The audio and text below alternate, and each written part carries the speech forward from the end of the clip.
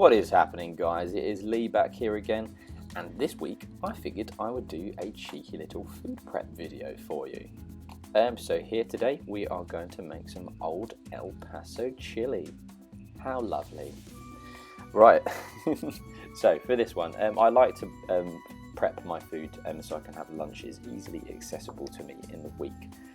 So what you're going to do is not put the plastic in with the meat as I've just done there. Try not to do that. It doesn't add to the taste at all. For my busy schedule, it's easier for me to be able to reach in the fridge and have a lunch that I've already cooked. So this is what I like to do on a typical Sunday. So see here, you're going to chuck in your mince. There's about a kilo of lean mince here that we're going to put in the pan. Shove that all down so it gets cooked nice and evenly. I'm going to put that in over about a medium to high heat. And next you're going to get some rice to go with this, because no chili is complete without rice. You're going to need about 400 grams, I think I've done here at the end, which it made a pretty good amount. I mean, there's a lot of rice once it soaks up the water as well, which, who doesn't like rice? So once your meat has browned off, give it a good old stir, and then you need to drain the excess liquid which comes out, and then you can add your old El Paso chili mix. Now, I don't know if you guys have tried this stuff, but it is bang tidy. It's very nice. It just adds a real smoky flavour. It's not really spicy, I wouldn't say. Well, maybe if people find stuff spicy, but I don't. I think it's great. So you're going to chuck those 2 packets in. We're making like a big bulk one here, so we sort of do double of everything. Chuck those spices in and make sure all of the meat is covered in that juicy goodness. Make sure everything's covered, give that a good stir. And what I actually figured out myself is do this off the heat, because if you take all of the liquid out of the mince and then put it straight back on the heat, it burns. I found that out the hard way, so a cheeky little inside tip there for you guys. Do that off the heat. Next you're going to get you 2 cans of chopped tomatoes, tomato, however you want to say it. Put them ones in. That adds lots of nutrients and a little bit more bulk to the chili. That's always good. Give that a little stir around, make sure everything's mixed nice and evenly. And then after that you're going to put that back on the heat for that bad boy to simmer away.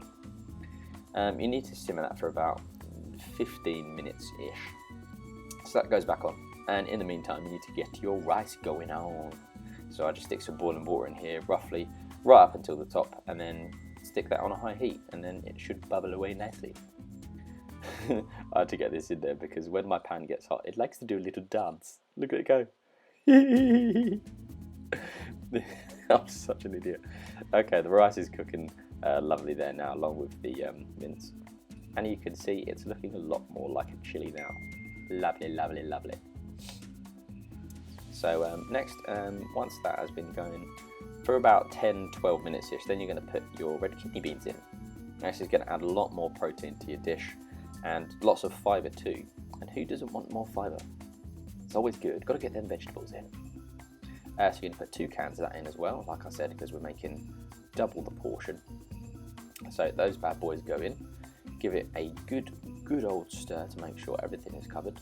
And then once those are in there, you're going to carry on simmering for about another 3 to 5 minutes-ish, just until those beans are nicely softened a little bit. And as you can see, it's looking rather nice. Okay, so once you've done that, your rice should be about ready. And then we're ready to serve up this wonderful goodness that is the old El Paso chili. Look at that, love it. So I've got my plastic containers here, and we're just going to spoon out some portions into each one. I mean, you don't have to be delicate about these. I have got a food scale, but I didn't use it for these. I mean, I'm in a bit of a bulk now, so who really cares? As long as you're getting the protein and the carbs in, that's what matters, man. So spoon out some of these in there. It goes in. Try to be a bit more clean with it than I am. I just sort of shoved everything in. Next, you're going to get your rice. Good. Heap teaspoons of those in. Teaspoons, a bloody ladle, I don't know what I'm talking about. Anyway, get that in, get the rice in there. This method actually makes a hell of a lot, so there's plenty here for 5 meals for each day of the week, and then I actually had a bowl myself. So there is your chili, and it is looking damn good, man. Don't forget to like, comment, and subscribe, and I'll see you next time, guys. See you, bye!